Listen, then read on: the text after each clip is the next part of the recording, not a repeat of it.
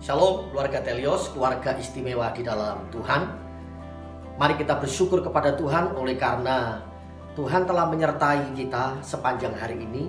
Terlebih dalam acara ibadah 10 hari Pentakosta, Tuhan mengurapi, Tuhan melawat setiap hamba-hamba Tuhan, setiap jemaat dan seluruh keluarga Telios dilawat dan diberkati Tuhan. Saya berdoa melalui ibadah Pentakosta selama 10 hari saudara mengalami kebangkitan roh. Dari kondisi roh yang malas, kondisi roh yang kurang bergairah, menjadi semangat, menjadi membara di dalam Tuhan. Hari ini kita masuk pada hari yang ketujuh.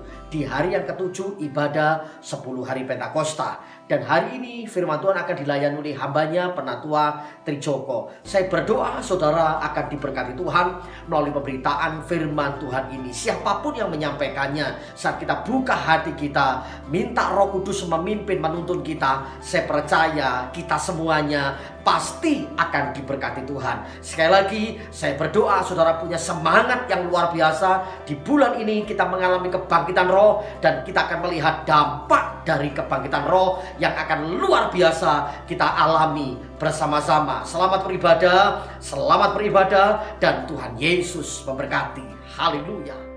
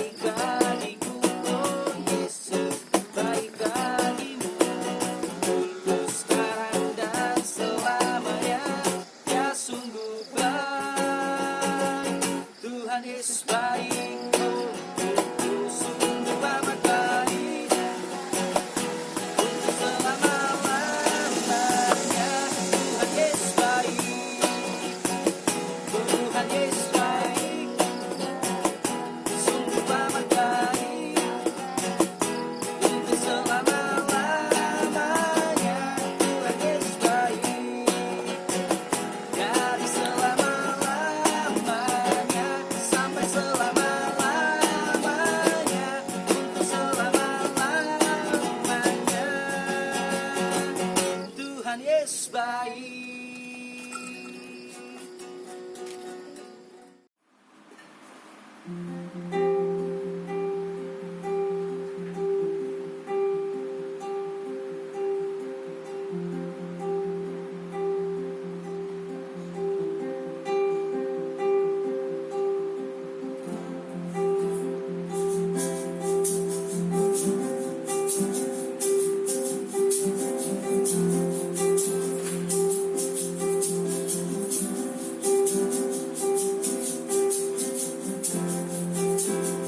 Kekuatan di jiwaku, tenangan batinku, ada dalam hadiratmu, menyembahmu.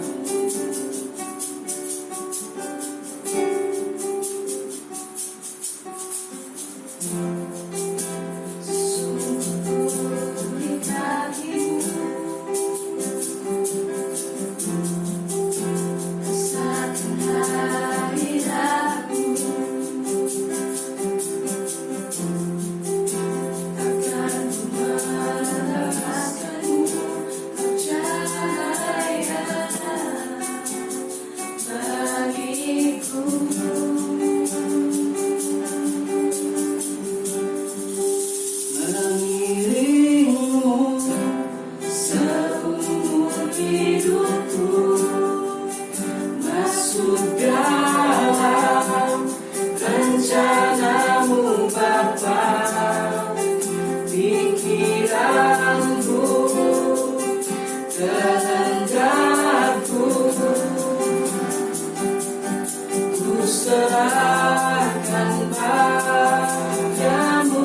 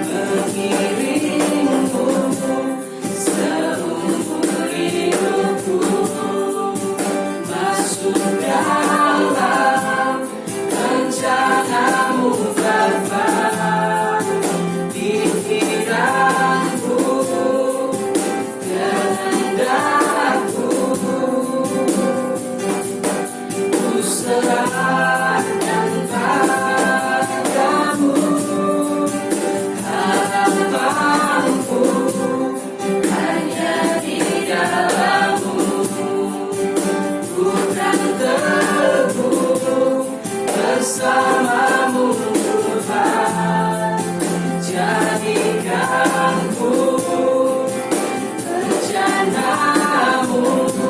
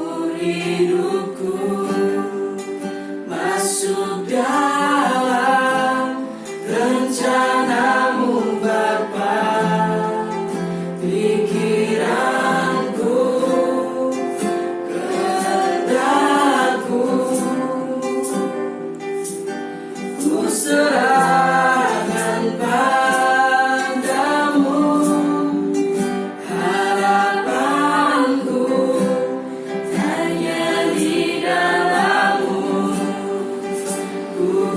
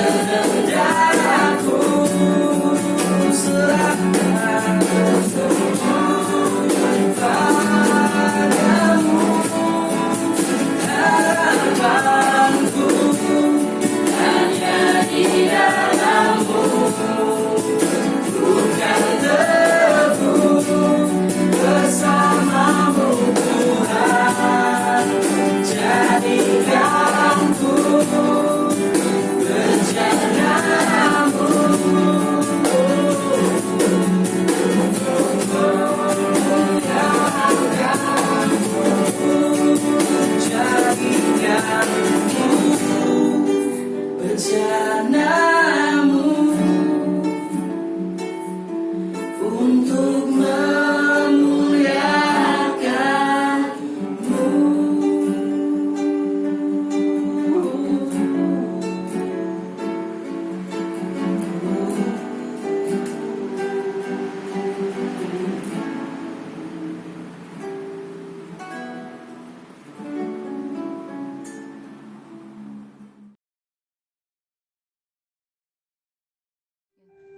Salam Bapak Ibu yang dikasihi Tuhan. Kesempatan yang indah ini kita akan sama-sama merenungkan kebenaran firman Tuhan di dalam tema gereja kita yang tertulis bahwa The Awakening Spirit atau kebangkitan di dalam roh. Bapak Ibu, kita sama-sama akan merenungkan kebenaran firman Tuhan dari surat Paulus kepada jemaat yang ada di Filipi, di Filipi 2 ayat yang kelima. Demikian firman Tuhan.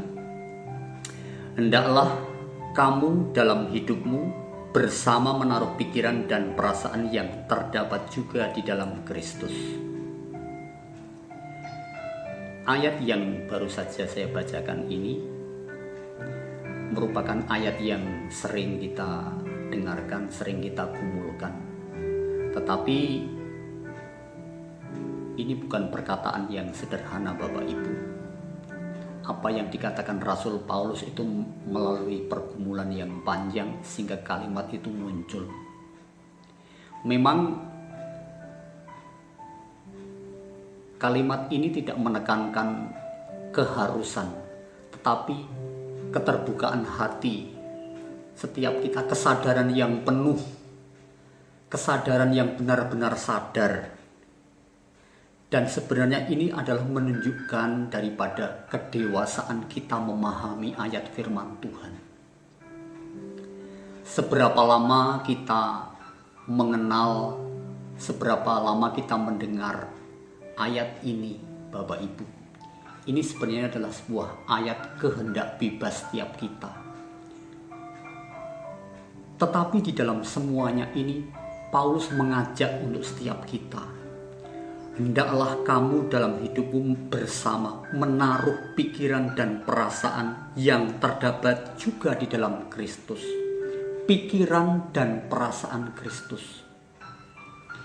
Pikiran dan perasaan Kristus itulah yang menjadi epicentrum, menjadi tujuan pokok daripada ucapan Rasul Paulus untuk setiap kita. Kebangkitan roh itu dimulai daripada pengertian, dimulai daripada perubahan cara hidup berpikir seperti Kristus pikirkan. Bukan perkara mudah Bapak Ibu Saudara. Kita bisa memuji, kita bisa memuliakan nama Tuhan, kita bisa membaca Alkitab. Itu adalah bentuk-bentuk daripada pembiasaan yang mesti kita kenakan Bapak Ibu. Tentu saja ketika kita memperkarakan hal ini kita membutuhkan pribadi, yaitu Roh Kudus sendiri untuk membawa kita di dalam pengertian ini Bapak Ibu. Tetapi ada bagian kita yang harus kita kerjakan. Ini masalahnya. Ada bagian kita yang harus kita kerjakan dalam hal ini. Kita menyadari Bapak Ibu bahwa seseorang itu tidak bisa secara instan menjadi baik. Seseorang secara instan menjadi jahat. Tidak mungkin. Tetapi dimulai dari kebiasaan-kebiasaan. Nah, saya kalau boleh membahasakan diri saya, mumpung ada kesempatan saat ini. Nah, jadi mengolah hati kita, mengolah perasaan kita untuk memiliki pikiran dan perasaan Kristus itu harus kita kenakan setiap hari, setiap waktu. Ada apa di balik semua itu? Perjalanan Rasul Paulus ketika dia menggumuli ayat ini dan kemudian surat itu terkirim kepada jemaat yang ada di Filipi, adalah pergumulan, adalah bahasa hidupnya yang ingin supaya jemaat yang ada di Filipi itu memiliki seperti itu. Sama seperti apa yang dikatakan Rasul Paulus kepada jemaat Filipi, sama juga kepada kita yang ada di jemaat Teleos ini, supaya engkau memiliki pikiran dan perasaan sama yang seperti dengan yang dimiliki Kristus. Nah, langkah-langkah apa Bapak Ibu Saudara yang perlu kita camkan, perlu kita hayati, perlu kita perkarakan? Yaitu yang pertama, kita mesti menyadari kehendak bebas kita akan dibawa kemana kita ini. Menyadari bahwa kita itu lemah Bapak Ibu Saudara. Oleh sebab itu kita harus memperkarakan ini. Kita memperjuangkan hati kita, kita memperjuangkan niat tekad kita untuk sungguh-sungguh menggumuli hal ini. Nah, Rasul Paulus adalah rasul yang meneladani kehidupan Tuhan Yesus.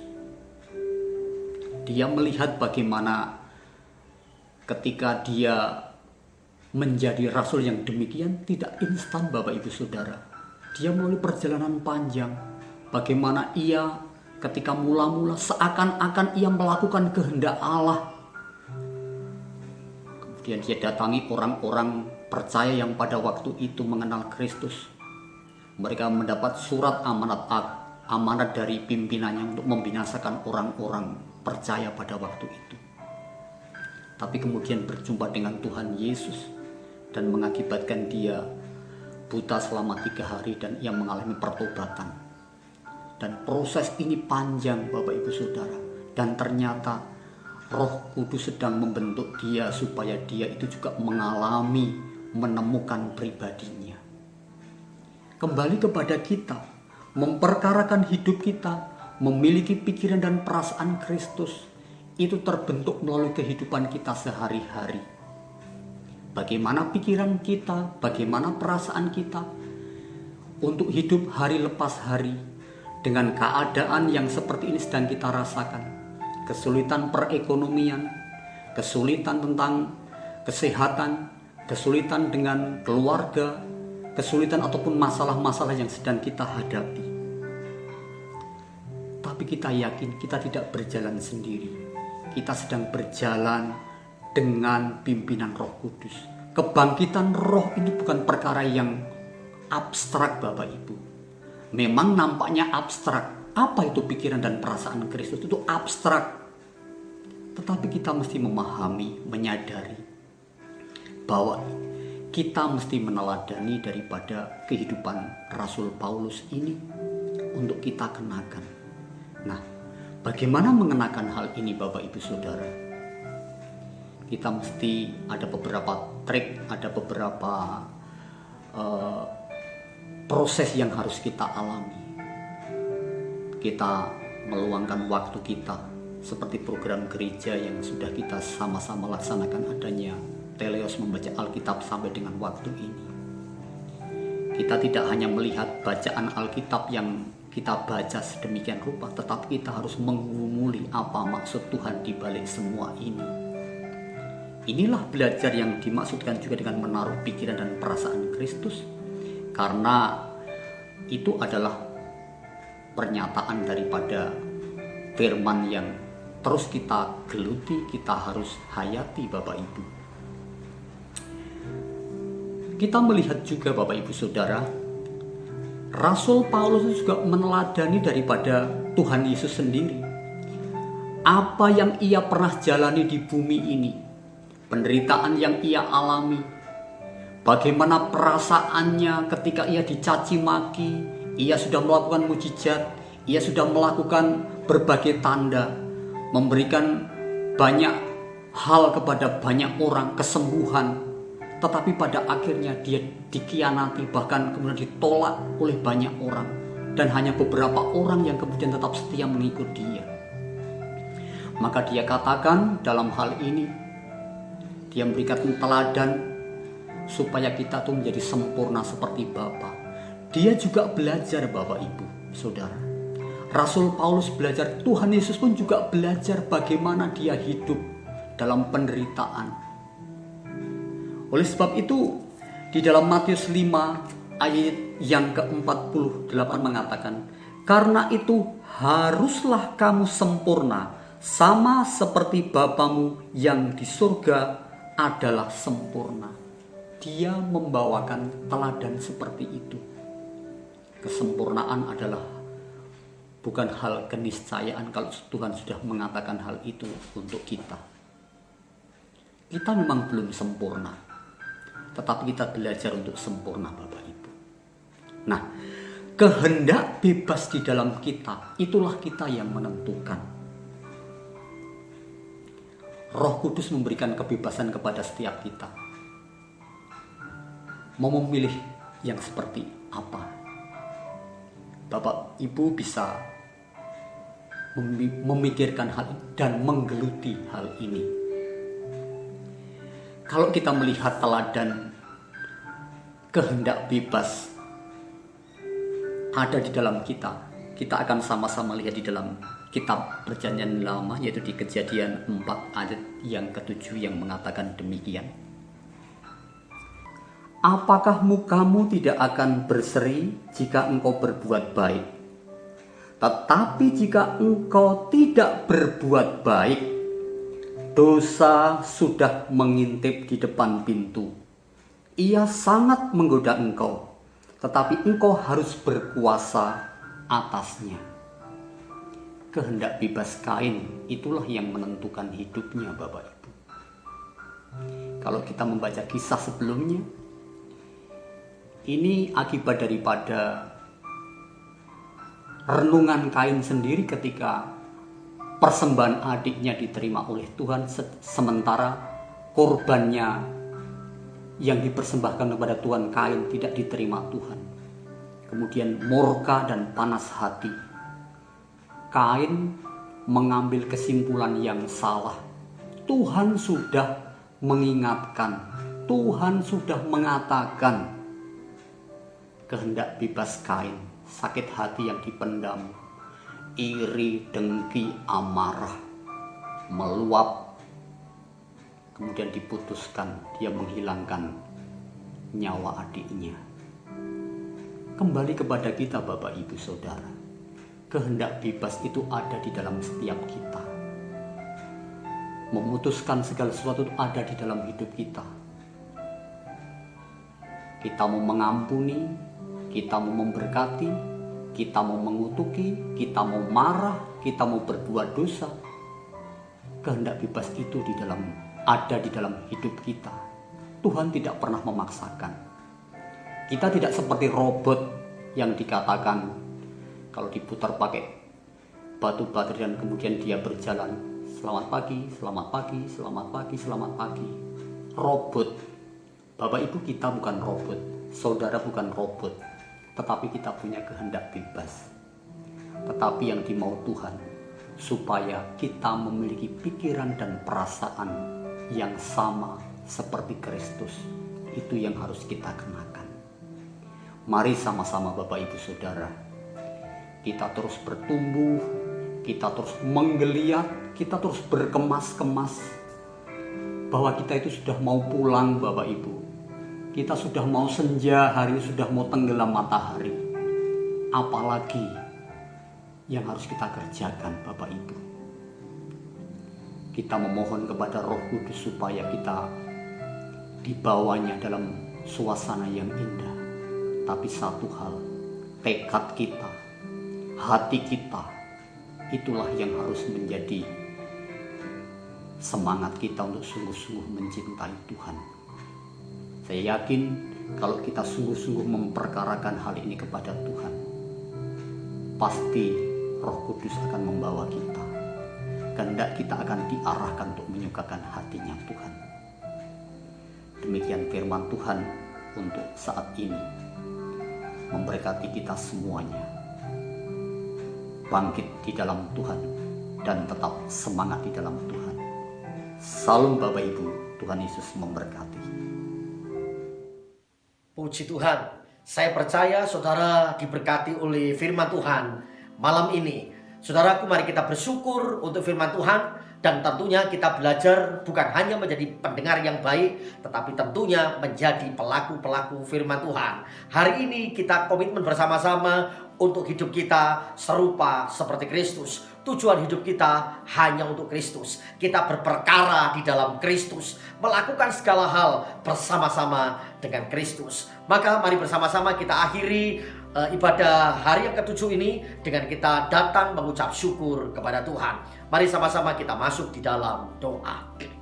Bapa di sorga, kami datang mengucap syukur buat anugerah-Mu, buat berkat firman-Mu yang Kau nyatakan bagi kami semua pada hari ini. Kami sungguh diberkati oleh firman Tuhan. Dan biarlah firman-Mu hari ini termeterai dalam jiwa roh kami masing-masing. Dan dimampukan kami bukan hanya untuk menjadi pendengar yang baik, tetapi kami menjadi pelaku-pelaku firman Tuhan. Biarlah kami berperkara di dalam Kristus. Kami hidup sama seperti Kristus hidup. Kami meneladani Engkau dalam segala keadaan. Diberkati hamba-Mu Penatua Trijoko yang Tuhan pakai menjadi saluran berkat buat kami semuanya. Dan biarlah terus sepanjang hari kami boleh menikmati hari-hari kami bersama dengan Tuhan. Dan kami diizinkan oleh Tuhan melihat kebaikan, kemuliaan Tuhan dinyatakan dalam kehidupan kami. Terima kasih Bapa untuk hari-hari berikutnya ke depan. Di hari Pentakosta ini kami terus berdoa kiranya Tuhan berikan kami api-Mu, semangat-Mu, supaya kami tetap bergairah bangkit dalam roh, mengikuti Tuhan ibadah-ibadah selanjutnya yang kami percayai akan terus memberkati kami semuanya. Terima kasih Bapa, segala pujian, segala hormat, syukur kami naikkan hanya bagi Yesus Kristus Tuhan kami yang hidup. Haleluya, haleluya, amin. Shalom keluarga Telios, Tuhan Yesus memberkati dan tetap membara dalam Tuhan.